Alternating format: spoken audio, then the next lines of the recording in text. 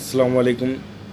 जैसे कि हमने इस माह रमज़ान के मुक़द्दस महीने में हम तमाम मुसलमान भाई और बहनों ने रोज़े रखे, धूप की शिद्दत को बर्दाश्त किया, भूख की शिद्दत को बर्दाश्त किया।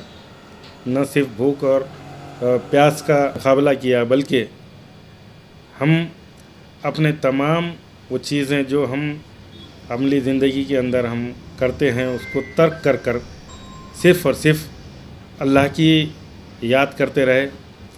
माह सियाम के अंदर सिर्फ़ और सिर्फ इबादत की तरफ हमने ध्यान दिया।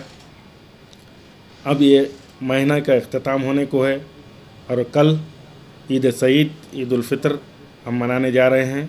इस मौके पर मैं अपनी जानिब से और प्रभाग नंबर 11 के तमाम अवाम की जानिब से तमाम आलम इस्लाम को ईद सईद की, ईद उल फ़ितर की पुरखुलूस मुबारकबाद पेश करता हूँ और अल्लाह से दुआ गो हूँ कि अल्लाह ताला इसी तरह साल भर हमारे ईमानी जज्बे को सरशार करके रखे और हमें इसी तरह अगली ज़िंदगी जिस तरह की हमने माह सियाम में गुजारी उसी तरह साल भर गुजारने की तौफ़ीक़ अता फ़रमाए।